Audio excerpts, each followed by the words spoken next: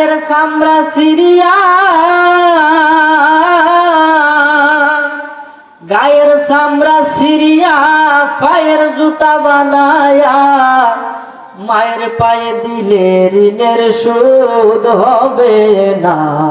এমন মাকে আমি ভুলতে পারি না, এমন মাকে আমরা ভুলতে পারি না রে। হায় হায় রে, কি দুঃখ পাইয়া মাগো আমায় ছেড়ে গেল, মুখ খুলে না একবার মায়ে আমারে বলিল। আরে মনের কথা মনে মায়ের, মনের কথা মনে মায়ের রাখলো সাফাইয়া। আর কারে ডাকিব, আর কারে ডাকিব মাগো মা বলিয়া। দুঃখ পাইলে বলবো কারে, কান্দিয়া কান্দিয়া আর কারে ডাকিব আল্লাহ। ও দুঃখ পাইলে বলবো কারে, কান্দিয়া কান্দিয়া। ওরে কে দিবে সান্ত্বনা আমায় মাথায় হাত বুলায়া। দুঃখ পাইলে বলবো কারে, কান্দিয়া কান্দিয়া। ওরে কে দিবে সান্ত্বনা আমায় মাথায় হাত বুলায়া। ওরে এমন দরদি মাগো কই পামো কোজিয়া। আর কারে ডাকিব, আর কারে ডাকিব মাগো মা বলিয়া। মাই যে আমায় সাইরা গেল জনমের লাগিয়া। আর কারে ডাকিব, জোরে কইন সুবহানাল্লাহ। যাদের মা নাই তারাই বুঝে মা হারানো কত যন্ত্রণা। কথা ঠিক। মা যার নাই এই দুনিয়ার মধ্যে, যেন বৃষ্টির মধ্যে যদি ছাতা না থাকে তাহলে ভিজবেন কি ভিজবেন না? এই পিতা মাতা হলো মাতার ছাতা। যখন এই ছাতা সরে যাবে তখন বৃষ্টির পানি আপনার শরীরে পড়বে, আপনি একা হয়ে যাবেন, তখন আপনার সঙ্গী কেউ থাকবে না। এখন যদি আপনার পিতা মাতা বেঁচে থাকে, আপনি একটা অন্যায় কাজ করলেও নিজের মনে মনে একটা স্বস্তি পান যে না আমার পিতা মাতা বাচ্চা আছে, আমার কোনো টেনশন নাই। কিন্তু যখন পিতা মাতা থাকবে না, আপনি একটা পাপ কাম করে দেন, মায়ের কে লাগা থাকে হৃদয়। কথা বল ঠিক কিনা? অনেকটা পাপ কাম করলেও দৌড়ে থাকে আপনার বাবার দ্বারা, তোমার দ্বারা তুই কামটা করছে, আরে সবুজ আমার বুঝছে না। একটা কিছু করলেও জায়গা মায়ের কাছে তোমার সারা তৈরি করছে, আরে সারা বুঝছে না। কিন্তু যখন এক সময় পিতা মাতা থাকবে না, একটা অন্যায় কাজ করলে সরাসরি কারা যে করছে তারে। কথা বল ঠিক কিনা? এই জন্য বাচ্চা থাকতে পিতা মাতার সম্মান করতে শিখেন। যারা যুবক আছো, যারা এখন লেখাপড়া করো, যুবক আছো, পিতা মাতার কথা মতে চলবা। পিতা মাতা যেভাবে কয় তুমি সেভাবে চলবা। পিতা মাতা যদি কয় এখন পড়তে বসো, এখনই পড়তে বসতে হবে। পিতা মাতা যদি কয় এখন ঘুমাই, এখনই ঘুমা যাইতে হবে। নামাজও কারো চুল, ফরজ নামাজ বাদ দিয়ে আপনি সুন্নত পড়তেছেন, খুব মনোযোগ দেন, কঠিন মাসলা। যখন নামাজও কারো জন্য আপনার মা ডাক দিচ্ছে, নামাজ থেকে মার ডাকে সারা দিতে হবে। সুবহানাল্লাহ বলতেন না? তাহলে মার দাম আল্লাহ কি পরিমাণ বাড়াইছে। আল্লাহ নবীর পরে মায়ের স্থান। কথা বল ঠিক কিনা? এই জন্য আমার ভাইরা, বাবারা, বন্ধুরা, আমার নবীজি কইছে পৃথিবীর মধ্যে যদি কেউ মারে কষ্ট দেয়, অনেক পাপ কাজ করতে পারবেন, কিন্তু নবীজি এই কথা বলে নাই। মায়ের ব্যাপারে নবীজি যে কথা বলছেন, নবীজি বলছেন কোন মানুষ যদি আমার উম্মত যদি পিতা মাতার মনে কষ্ট দেয়, তাহলে সে যেন আমার উম্মত না। আচ্ছা, নবীজি এই যে মুসলমান পরিবারে জন্মগ্রহণ করে নবীর উম্মত হয়েও যদি নবীর উম্মত হইতে না পারে, নবী যদি আপনাকে অস্বীকার করে, তাহলে আপনি কি মনে করেন আপনি জান্নাতের সূল রাস্তায় যেতে পারবেন? মূলত তো জাহান্নামের সূল রাস্তায় যাইতে হবে। কথা কোন ঠিক কিনা? এক সাহাবী গেছে নবীজির কাছে, আমার সময় কম, হুজুর আসলে আমি চাইরা দেব, অনলিং দিয়ে দিয়েছে। এক ব্যক্তি গেছে নবীজির কাছে গিয়া কইতাছে, ইয়া রাসূলুল্লাহ, ইয়া হাবিবাল্লাহ, নবী গো, ও মায়ার নবী, দয়াল নবী, নবী গো,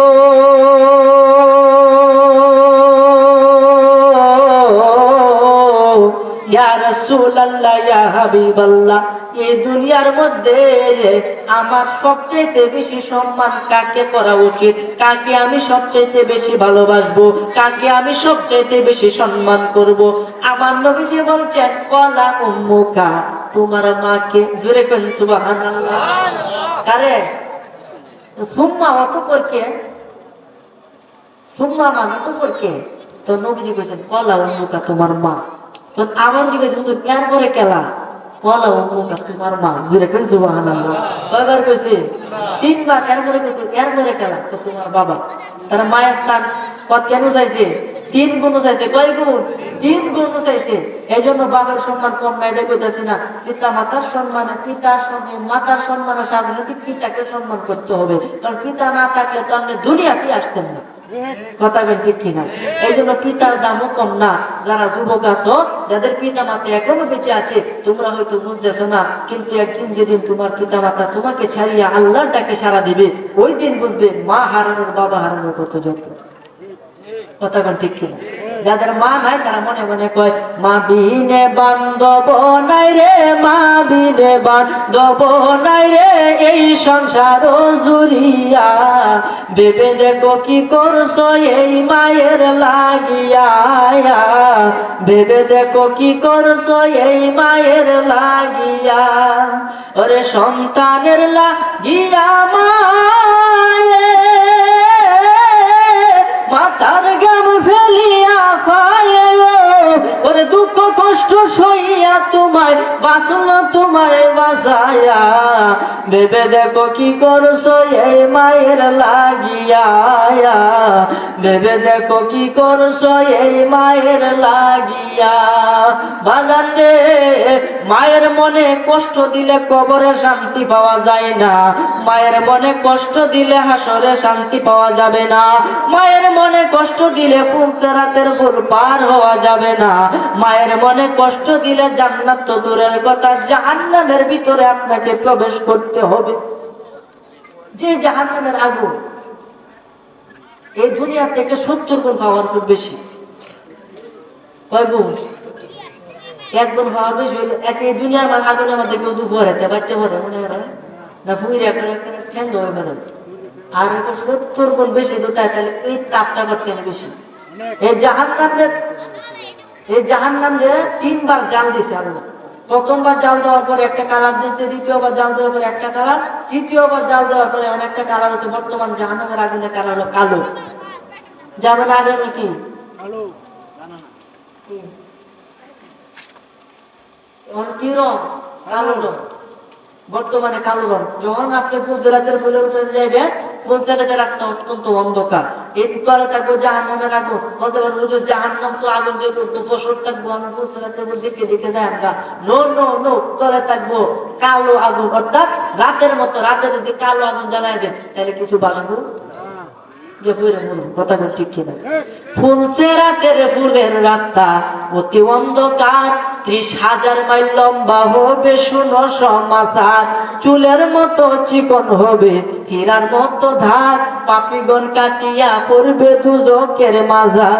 ওরে এসব কথা শুনলে আমারে বাইরে মনে লাগে বড় ডর, পরকালে লইলি না খবর, দুনিয়ার দামে সাই পয়রা রে, পরকালে লইলি না খবর। জোরে কেন সুবহানাল্লাহ। আদি পিতা আদম যখন আল্লাহ বানাইছিল, এক ফেরেশতাকে মাটি আনতে হুকুম করিল। হুকুম পায়া এক ফেরেশতা মাটি আনতে যাই, ফেরেশতাকে মাটি দিল আল্লাহর দোহাই। দোহাই শুনে ওই ফেরেশতা ফিরিয়া আসিল, আরেকজনকে তখন আল্লাহ হুকুম করিল। এইভাবে ফেরেশতাগণ মাটি আনতে গিয়া দোহাই শুনে একে একে সব আসলো ফিরিয়া। অবশেষে মাটি আনতে আজরাইলকে পাঠাইলো, মাটির কান্দন না শুনিয়া ছিনিয়া আনিল। পরে তখন হইতে আজরাইলকে রে আল্লাহ দিলেন জান কবজের ভার, পরকালে লইলি না খবর, দুনিয়ার দামে সাই পয়রা রে, পরকালে লইলি না খবর। একটি জবান বন্ধ রাখিবেন না, চিৎকার মেরে বলেন না সুবহানাল্লাহ। সে আজরাইল কেউ না আছে? আছে না? না আমাদের কাছে আসবে কি আসবে না? আপনার অন্তিম সময় যেদিন চলে আসবে তখনই আজরাইল আপনার দুয়ারে হাজির হয়ে যাবে। আল্লাহ কোরআনে কইছে আমি আজরাইলকে এমন এক সময়ের মধ্যে পাঠাবো যখন তোমার সময় একদম শেষ হয়ে যাব, 1 সেকেন্ড আগেও যাবে না, 1 সেকেন্ড পরেও আসবে না, ঠিক সেই মুহূর্তে আসবে যে মুহূর্তে তোমার প্রাণটা কবজ করবে। মানুষের কিয়ামত হলো দুইটা। কিয়ামত কয়টা? একটা কিয়ামত বললে ভুল হবে। একটা হইছে বড় কিয়ামত, একটা হলো ছোট কিয়ামত। সুবরা কুবরা। কুবরা কোনটা? যখন ইসরাফিল আলাইহিস সালাম সিংহে ফুঁক দিব, পুরো পৃথিবী ধ্বংস হয়ে যাবে, বড় কিয়ামত। আর ছোট কিয়ামত কোনটা? যখন একজন মানুষ মৃত্যুর স্বাদ যেবেলা মৃত্যুবরণ করে, মৃত্যুর সময়টা যখন তার ঘনিয়ে আসে, 7 সমুদ্র 13 নদী পানিতে তার মুখে ঢাইলে দেন, তারপরে এই মৃত্যুর পিপাসা মিটবে। এত কষ্ট হবে মৃত্যুটা, এরপরও মানুষ বেহুশ, নামাজ পড়ে না, দাড়ি কাটে না। আর নবীজি কইছে যে ব্যক্তি দাড়ির মধ্যে খুর লাগালো সে যেন আমার গলা ছুরি লাগাইলো।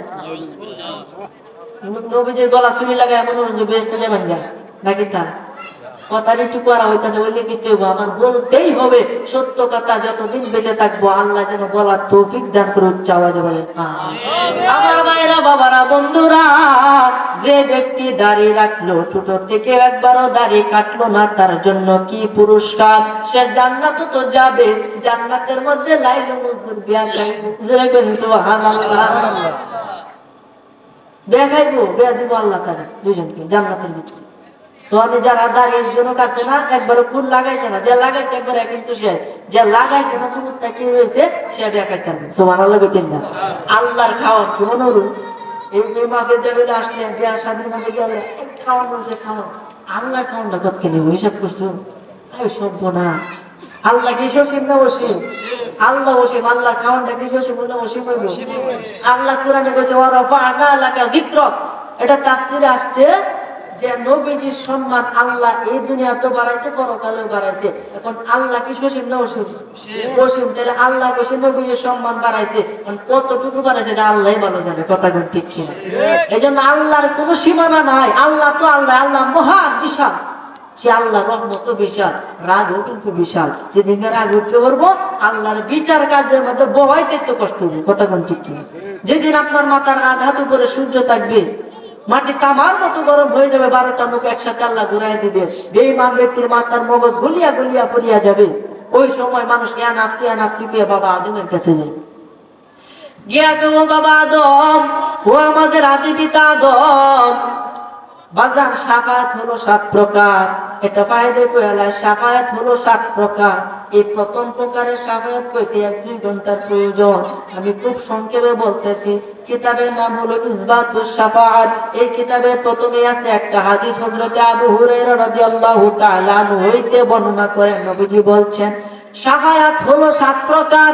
এর মধ্যে প্রথম প্রকার শাফায়াত, যেটা কোনো নবী করবে না, যেটা কোনো ওলি করবে না, যেটা কেউ করতে পারবে না, যার দায়িত্ব দেওয়া হবে দয়াল নবীকে। জোরে করেন সুবহানাল্লাহ। কার দিব? হাসরের দিন যখন নাফসি করবে, মানুষ এত কষ্ট সহ্য করবে, মানুষ 50,000 বছর লাগাতে খারাপ হতে পারে। একটু সামান্য কারণে তো কবর হইল। কথা বলুন ঠিক কিনা? যখন মানুষ এইভাবে কষ্ট করবে, যাইবে বাবা আদমের কাছে, গিয়া বলবো ও বাবা আদম, আপনি তো আমাদের আদি পিতা, আপনি তো সবার পিতা। কথা বলতেছেন যে বিস্তর বলছে আমাদের ধর্ম। আচ্ছা যাই হোক, সবাই যাবে বাবা আদমের কাছে, গিয়া করবো আমাদের আদি পিতা আদম, আপনি তো আমাদের আদি পিতা, আপনি সবার আগে সৃষ্টি হয়েছেন, আপনাকে আল্লাহ 60 হাত লম্বা করে বানাইছেন, আপনি এত বিশাল। আপনি যদি আল্লাহর কাছে একটু দয়া করে বলেন যে আল্লাহ বিচার কার্যটা শুরু করতো, আমরা তো অস্থির হয়ে যেতেছি। বাবা আদম বলবে না না না, এটা আমার গম্য নয়। আমি দুনিয়ার মধ্যে আল্লাহ আমাকে বানায়া জান্নাতে দিছে, আল্লাহর অরিজিনাল জান্নাতে দিছে, দুনিয়ার কোনো জান্নাত নাই। আল্লাহর অরিজিনাল জান্নাতে যখন দিছে, তখন আদমকে বলছিল ইয়া আদম উসকুন আনতা ওয়া যাওজুকাল জান্নাহ, ও আদম তুমি এবং তোমার স্ত্রী জান্নাতে বসবাস করো, কিন্তু খবরদার খবরদার, ওই যে গাছটা দেখতেছো এই গাছের কাছেও যেও না। আপনারা এগুলো জানেন কিন্তু বলতাছি, এই গাছের কাছেও যেও না। কিন্তু তারা কি গেছে না? এটা কার ঢুকে গেছে? শয়তানে ঢুকে গেছে। ওই কাম থেকে শয়তানে ঢুকা শুরু হয়েছে। কারণ সেজদা দিতে কইছি, সবাই সেজদা দিছে, কিন্তু ইবলিসে সেজদা দিছে না। আল্লাহ কইছে আবা ওয়াস্তাকবার ওয়া কানা মিনাল কাফিরিন, তুই যখন আমার আদেশ অমান্য করছ, মানে আমার নবীরে তুই অপমান করছ। বা আদমের ভিতরে তো নবীজি আছেন, দিলে কই না সুবহানাল্লাহ। তুই আমার নবীর অপমান করছ, আমার সাথে বেয়াদবি করছ, এই কারণে তুই কাফের হয়ে যা, তুই শয়তান। তোর 9.5 লক্ষ বছর ইবাদত আমি এক নিমিষে শেষ করে তোর শয়তান বানাই। তখন শয়তানে কইছে আল্লাহ শয়তান তো বানাইছো, কোনো আফসোস নাই, তিনটে শক্তি দিবা। তো কি শক্তি? তো 1 নম্বর শক্তি দিবা, যখন মানুষ একটা পলক ফালবে, চোখে একটা ফাতি ফেলে, চোখের ফাতি ফালেন না, মারুন না, এই চোখের ফাতি যখন ফালায়, তখন এই চোখের ফাতি ফালানোর ভিতর দিয়ে যেন পুরা পৃথিবীটা ভ্রমণ করতে হবে। সুবহানাল্লাহ বেঠিক না? এটা কার ক্ষমতা দিছে? কারে? শয়তানের ছায়া আনছে এগুলো। শয়তান যদি তখন বলতো আল্লাহ আমি যতই পাপ করবো আমারে তুমি জান্নাত দিবা, তাহলে আল্লাহকে দিল না। কিন্তু শয়তান এটা তখন আল্লাহ বলে দিছে, বলতে পারে নাই। শয়তান বলছে আল্লাহ এমন ক্ষমতা দিবা যাতে একটা চোখের পলকে পুরা পৃথিবী ভ্রমণ করতে পারি। তো দিলাম তোরে ক্ষমতা। আর একটা ক্ষমতা দিবা, আমি যেন মানুষের যে রোগের ভিতরে যে রক্তের সাথে যেন চলতে পারি। তো দিলাম তোরে ক্ষমতা। সুবহানাল্লাহ বিতিন। আমার ভাইয়েরা, বাবারা, বন্ধুরা, এই শয়তান আল্লাহর কাছ থেকে 3টা জিনিস আনছে। আনার পরে শয়তানের ঢোকায় বাবা আদম এই ফলটা খাইছে। অনেক লম্বা সংক্ষেপে কয়লায় ফলটা খাইছে, আল্লাহর আদেশ অমান্য করছে। এই জন্য বাবা আদম বলবে, ও আমার সন্তানেরা, আমি যত আদি পিতা হই, আমি তো আল্লাহর একটা আদেশ অমান্য করছি। শয়তানের ঢুকাই করে যাই করি, এখন যদি আমি আল্লাহর সামনে যাই কি জবাব দিব? কোন মুখ নিয়ে আল্লাহর সামনে দাঁড়াইয়া? আল্লাহর সামনে দাঁড়ানোর মতো মুখ আমার নাই। তোমরা অন্য জনের কাছে যাও। জোরে করে সুবহানাল্লাহ। বাবা আদম পাঠায় দিবে আরেকজনের কাছে, যাইবে মুসা আলাইহিস সালামের কাছে। মুসা আলাইহিস সালাম বলবেন না না না, আমি পারবো না। কেননা আমি সরবার একবার ধারে মেরেছি। কি মাইরে? এক সরবার এক কীর্তি মেরেছি। কারা? ওনার একটা কীর্তি মেরেছে সরবার। আমি একটা অন্যায় করছিলাম। আচ্ছা, নবীরা কি আসলে অন্যায় করে ভুল করে? কিন্তু তারা এগুলো কেন করতে হবে? যাতে বাঁচতে পারে। কারণ আল্লাহর সামনে ওই দিন আমি মতো কারো ক্ষমতা থাকবে না। কথা বল ঠিক কিনা? আল্লাহ বলেন ওয়াহিদুল কাহ্হার, আমি অধীর আনন্দিত। কথা বল ঠিক কিনা? এই জন্য আমার ভাইরা, বাবারা, বন্ধুরা, যখন আদি পিতা আদম মুসা আলাইহিস সালামের কাছে পাঠিয়ে দিব, অনেক লম্বা সংক্ষেপে বলি, মুসা আলাইহিস সালাম বলবে আমি পারবো না, অন্য জনের কাছে যাও। যাবে অন্য জনের কাছে, যাইতে যাইতে যাবে ইব্রাহিম আলাইহিস সালামের কাছে, না আমি পারবো না। এইভাবে যাইতে যাইতে যাইতে যাইতে যাইতে যাইতে শেষ পর্যন্ত যাবে হযরত ঈসা আলাইহিস সালামের কাছে। ঈসা আলাইহিস সালাম বলবেন না না না, আমি পারবো না। তোমরা যাও যাও যাও, গিয়া দেখো ওই জায়গার মধ্যে দয়ার নবী, মায়ার নবী, রহমাতাল লিল আলামিন সেজদা দিয়া উম্মতি বলে কাঁদতেছে। যাও তার কাছে যাও। সব উম্মত যাবে নবীজির কাছে। নবীজির কাছে গিয়া কইবো ইয়া রাসূলুল্লাহ, ইয়া হাবিবাল্লাহ, নবী গো, আমরা আজকে এত বিপদের মধ্যে আছি গো নবী, দয়া করে আপনি আল্লাহর কাছে একটু সুপারিশ করেন যাতে বিচার কার্যটা শুরু কইরা দেন। নবীজি সেজদা থেকে মাথা উঠাইয়া দৌড়িয়া গিয়ে আল্লাহর সামনে সেজদায় পড়ে যাবে। আমার আল্লাহ বলে, ও দোস্ত হাবিব, আপনাকে দুনিয়ার মধ্যে 90 বছর হায়াত দিলাম। কত বছর? 90 বছর হায়াত দিলাম। তোর মধ্যে 27 বছর কাটাইলাম মেরাজে, 63 বছর কাটাইলেন দুনিয়ার জমিনে। আপনি সারা জীবন উম্মতি বলে কায়দা গেছেন। এখন পর্যন্ত আপনি কবরেও কান্নাকাটি করতেছে, এখনো করতেছে, কিয়ামত পর্যন্ত আপনি উম্মতি বলে কাঁদতেছিলেন। হাসরের ময়দানে দুস্থ হাবিব আপনাকে আর কাঁদতে দিব না। বলেন আপনি কি চান? বলেন আপনি কি চান? আপনি যাহা চাইবেন তাহাই পাইবেন। আমি আল্লাহর কাছ থেকে আপনি ফিরত যাবেন না। ওই দিন নবীজি ছাড়া আপনার কোনো সাথী থাকবে না। এর নাম হচ্ছে শাফাআতে কুবরা, মানে সবচেয়ে বড় শাফাআত, যেটা নবীজি আপনি আমার জন্য করবেন। তাহলে সেই নবীজিকে জানার চাইতে ভালোবাসার দরকার আছে না নাই? মুহাব্বত করার দরকার আছে না নাই? নবীজির মুহাব্বত কেমনে আপনি বাসাইবেন? আপনার নিজের জীবনটাকে সুন্নতে গড়ুন। নবী কিভাবে চলছে, কিভাবে খাইছে, কিভাবে ঘুমাইছে, কিভাবে কথা বলছে, কিভাবে মানুষের সাথে চলছে, এই সব কিছু অনুসরণ করে আমার আল্লাহ কাছে আতিউল্লাহ ওয়া আতিউর রাসূলা, তোমরা আল্লাহ এবং তার রাসূলের আনুগত্য করো, অনুসরণ করো। সুবহানাল্লাহ। আল্লাহর অনুসরণ আপনি কেমনে করবেন? আল্লাহর আপনি ভাইরা কারে পাইছি? নবীজি কেমন আছে? নাই। কেন আছে? আল্লাহর পরিগণ, আল্লাহ পরিগণের চরিত্র নবীজির চরিত্র, কারণ তারা হাদিস কোরআন করে নবীজি কিভাবে চলছে এটা তাদের মধ্যে ফুটায় তুলছে। তাদেরকে দেখে যদি আপনি তাদের মতো হতে পারেন, আমার নবীজি কইছে, আমার আল্লাহ কইছে, যদি আমার নেককার বান্দাদের মতো তোমরা হয়ে যাও, আমার নবী খুশি হয়ে যাবে। আর আমার নবী যদি খুশি হয়ে যায়, আমি আল্লাহ খুশি হয়ে যাবো। জোরে কই সুবহানাল্লাহ। তাহলে নবীজিকে খুশি করার দরকার আছে না? না। এই জন্য নবীজিকে খুশি করতে হলে যারা দাড়ি নেই, ইনশাল্লাহ দাড়ি রাখবে। একটা দাড়ির মধ্যে কয়জন ফেরেশতা খেলাধুলা করে? 70 জন ফেরেশতা। সুবহানাল্লাহ। তিন না একটা দাড়ির মধ্যে। এক সাহাবীর ঘটনা না বললে পারি না। নবীজির কাছে গেছে, তার একটা দাড়ি। কয়টা দাড়ি? কয়টা? খুব মনোযোগ দেন। একটা দাড়ি। গেছে নবীজির কাছে, নবীজি তারে দেখে মুস্কি মুস্কি হাসে।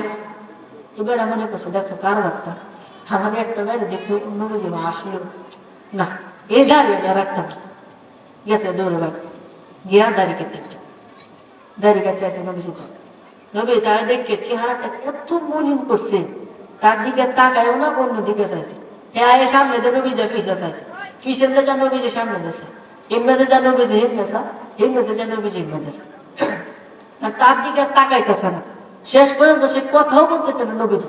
তার প্রতি এত রাগান্বিত হয়েছে, শেষ পর্যন্ত সাহাবীদেরকে জিজ্ঞাসা, ও আমার ভাইয়েরা, নবীজি আমার প্রতি এত রাগ করছে কেন? রাগ করছে কেন? আরে তোমার যে একটা দাড়ি আছে, এই দাড়ি তুমি কাটতে চাই রাগ করছে। ও এটা তো হতে পারে না, নবীজি আমার দাড়ি দিকে হাসিয়ে দিছে, এর লাগে আমি দাড়ি কাটতেছি লজ্জা। নবীজি রাগ করবো তো আমি জানতাম না। আচ্ছা ঠিক আছে, নবীজির জিগাই গেছে, গিয়া কইতাছে, ইয়া রাসূলুল্লাহ, ইয়া হাবিবাল্লাহ, নবী গো, ও মায়ার নবী, দয়াল নবী, আপনি ওই সাহাবীকে প্রথমে দেখে হাসলেন, এরপরে রাগান্বিত হইলেন, কারণ কি? কারণটা একটু বলেন, কারণটা একটু বলেন। নবীজি বলতেছে, ও আমার আদরের সাহাবীরা, তোমরা শুনে রাখো, ওই যখন একটা দাড়ি নিয়ে আমার সামনে আসিয়াছিল, আমি দেখলাম তার একটা দাড়ির মধ্যে 70 জন ফেরেশতা খেলাধুলা করে। সুবহানাল্লাহ। বেঠিক না? আমি দেখলাম, কারণ ফেরেশতারা মানুষে দেখতে পারে না। নবীজির কাছে জিব্রাইল আইছে, মানুষে দেখে নাই, নবীজি দেখছে। জোরে কই সুবহানাল্লাহ। ফেরেশতা অদৃশ্য, দুই কাঁধে দুইজন ফেরেশতা আছে না? কিরামান কাতিবিনা ইয়ালামুনা মা তাফআলুন। জোরে কই সুবহানাল্লাহ। দুই কাঁধে দুইজন ফেরেশতা, কিরামান কাতিবিন। নাম কি? আর কত নাম কি? কত? কিরামান কাতিবিন। আছে না? নাই ফেরেশতা আছে? দুই কাঁধে আছে না? আরে না হলে নাই, দুই কাঁধে ফেরেশতা আছে না? আছে। যদি কেউ প্রমাণ করতে পারে যে কিরামান কাতিবিন নামে কোন ফেরেশতা আছে, কিরামান কাতিবিন নামে, তাদের নামে কোন ফেরেশতা আছে? নাই। কিরামান কাতিবিন নামে ফেরেশতা নাই। হুজুর কি বলেন? কি কোন কথা হইল? জীবন ভর আল্লাহ কোরআনে বলেছে, কিরামান কাতিবিনা ইয়ালামুনা মা তাফআলুন। তোমরা কি করো? সবকিছু লেখে, লেখে কি লেখে না? অন্ত পেশ লাগছে নি, সন্দেহ বলছে পেশটা ভাঙ্গে দিই। কিরামান কাতিবিন নামে কোন ফেরেশতা আল্লাহ বানাইছে না। কিরামান কাতিবিন শব্দের অর্থ হইল সম্মানিত লেখকগণ। জুড়ে কইছি সুবহানাল্লাহ। এটা কিন্তু ফেরেশতার নাম না, এটা সম্মানিত লেখকগণ। অর্থাৎ কতজন লেখক এটা আল্লাহ ছাড়া কেউ জানে না। দুইজন আপনার কান্দে আছে, দুইজন আমার কান্দে আছে, এই প্রত্যেকের কান্দে দুইজন আছে না নাই? ওজন লাগে, ধরলে লাগবো, ভিজাইলে ভিজবো, কিন্তু দেখেন না কেন? এটা নবীজি দেয়া। জুড়ে কই সুবহানাল্লাহ। যখন দেখতেছে তার একটা দাড়ি, 70 জন ফেরেশতা খেলাধুলা করতেছে, নবীজি খেলাধুলা দেখে মুস্কি হাসি দিছে। যখন দাড়িটা কাটতেছে, নবীজির বুকে, নবীজির গলার মধ্যে যেমন ছুরি লাগাইয়া দিছে, নবীজি খুব কষ্টবিত হইছে। এরপরে সাহাবী দাড়ি রেখে দিছে। জুড়ে কই সুবহানাল্লাহ। তাহলে বোঝা গেল দাড়ি কাটা যাবে। নবীজি তাহলে রাগান্বিত। এই জন্য বাজান দাড়ি রাখেন না, এখন পর্যন্ত রেখে দেন। এই যে আমার বাবা একটা কথা বলছে, একবার দাড়ি কাটলে আপনি নামাজ পড়ছেন, দাড়ি কাটছে শরীরে দিন লাগাতে আপনার কোন ইবাদতে করুন নজরুল্লাহ তাই না? এতে দাড়ি কাটা খুব ভালো নাকি তা?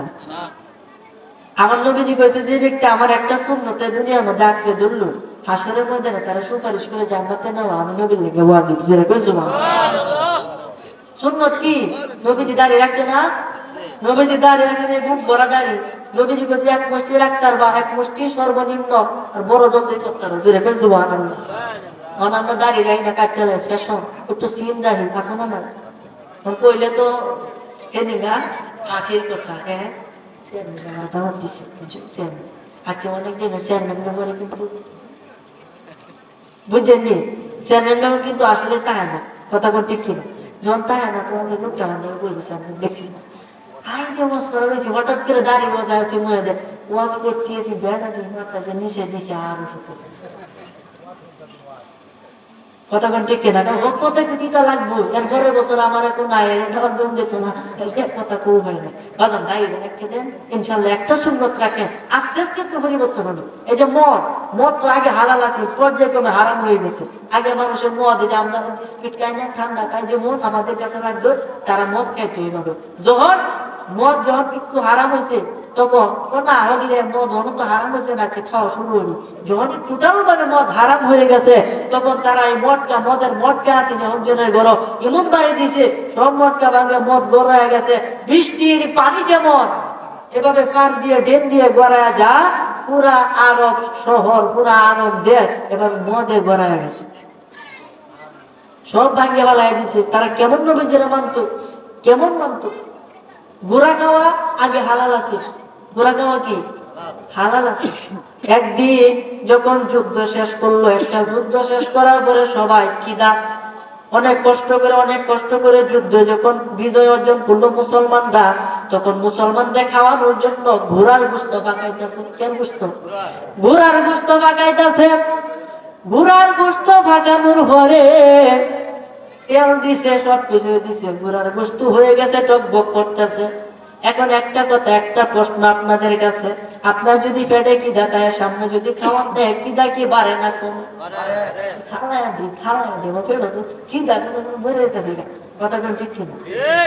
এই যুদ্ধ শেষ করার পরে তাদের পেটের মধ্যে এত খিদা, এই বুড়ার গোস্তের গন্ধে তাদের খিদা আরো বাইরে গেছে।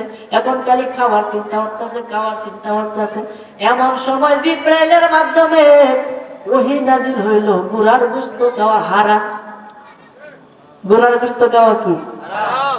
সঙ্গে সঙ্গে আর সেকেন্ড কোন প্রশ্ন করে না, ও এটা রাসূলুল্লাহ আমরা তুলে কইলাম বলে, আচ্ছা হারাম যখন দিছেন আজকে তিন না খায় আল্লাহ, কালকে থেকে হারাম নেই, এটা তো বলে বলে কথা বল ঠিক কিনা?